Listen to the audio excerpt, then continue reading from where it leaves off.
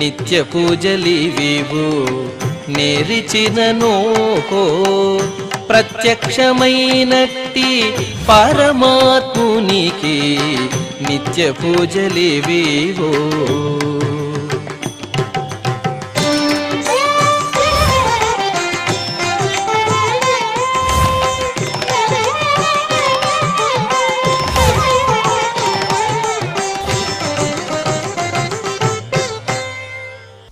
ఓం నమో వెంకటేశాయ. ఈరోజు బుధవారము, శ్రీ క్రోధినామ సంవత్సరము, దక్షిణాయనము, గ్రీష్మ ఋతువు, ఆషాఢమాసము, కృష్ణపక్షము, ఏకాదశి తిథి, రోహిణీ నక్షత్రము, జూలై 31, 2024.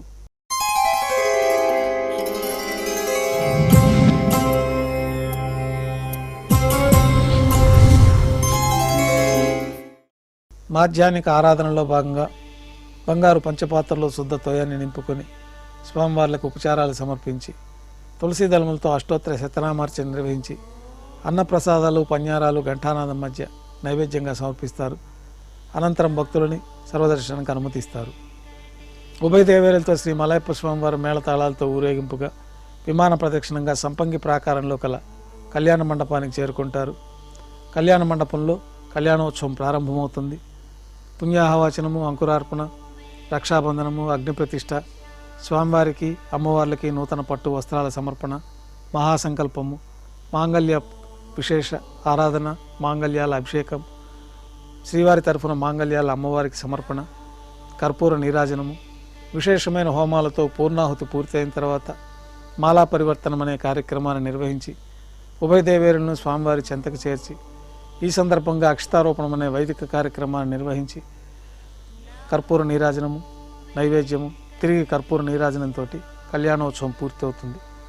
కళ్యాణోత్సవం భక్తుల దర్శనం అనంతరం ఉభయ దేవేలతో శ్రీ మలయప్ప స్వామివారు మేళతాళాలతో ఊరేగింపుగా ధ్వజస్తంభం వద్ద కల అద్దాల మండపానికి చేరుకుంటారు. వేదపారాయణ నడుమ ఊంజల్ సేవ నిర్వహించి కర్పూర నీరాజనంతో ఊంజల్ సేవ పూర్తి చేసుకుని ఉభయ దేవేలతో శ్రీ మలయప్ప స్వామివారు ఆలయం వెలుపల కల వైభవోత్సవ మండపానికి చేరుకుంటారు. ఆర్జిత బ్రహ్మోత్సవంలో భాగంగా స్వర్ణ గరుడ వాహనం పైన శ్రీ మలయప్ప స్వామివారు వేంచేస్తారు. కర్పూర నీరాజనంతో స్వర్ణ గరుడ వాహన సేవ పూర్తి అవుతుంది. హనుమంత వాహనం పైన శ్రీ మలయప్ప స్వామివారు వేంచేస్తారు. కర్పూర నీరాజనంతో హనుమంత వాహన సేవ పూర్తి అవుతుంది. పెద్ద శేష వాహనం పైన శ్రీ మలయప్ప స్వామివారు వేంచేస్తారు. కర్పూర నీరాజనంతో పెద్ద శేష వాహన సేవ పూర్తి అవుతుంది. బంగారు తిరిచిపైన మలయప్ప స్వామివారు వేంచేసిన తర్వాత ఉభయ దేవేరులతో కలిపి శ్రీ మలయప్ప స్వామివారికి కర్పూర నీరాజన సమర్పణతోటి ఆర్జిత బ్రహ్మోత్సవం పూర్తి అవుతుంది. ఈరోజు రోహిణీ నక్షత్రం సందర్భంగా సాయం సంధ్య వేళలో 1000 దీపాలతో అలంకరించబడి ఉన్న సహస్ర దీపాలంకరణ సేవ మండపానికి కృష్ణస్వామివారు, రుక్మిణివారు వేంచేస్తారు.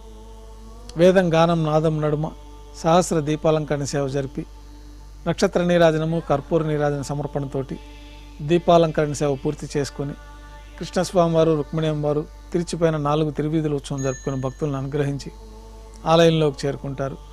ఆలయంలో ఆస్థానం పూర్తయిన తర్వాత గర్భాలయంలో వేంచేస్తారు. వెంటనే రాత్రి తోమాల సేవ ప్రారంభమవుతుంది.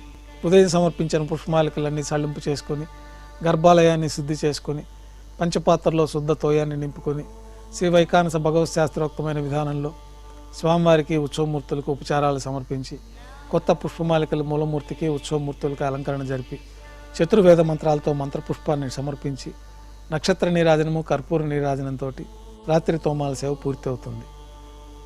తులసీదళములతో అష్టోత్తర శతనామార్చన నిర్వహించిన తర్వాత రాత్రి నైవేద్యంలో భాగంగా అన్నప్రసాదాలు, పన్యారాలు ఘంటానాదం మధ్య నైవేద్యంగా సమర్పించి తిరువీస నైవేద్యం పూర్తయిన తర్వాత భక్తులని సర్వదర్శనానికి అనుమతిస్తారు.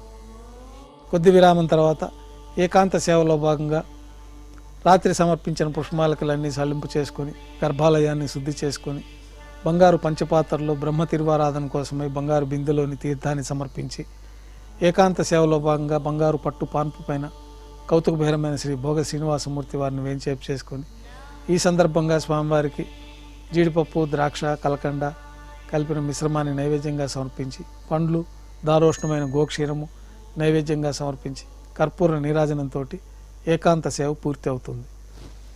ఓం నమో వెంకటేశాయ.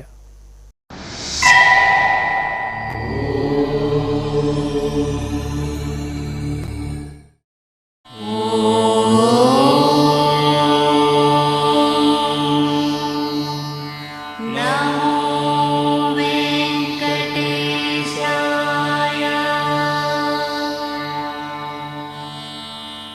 ఓం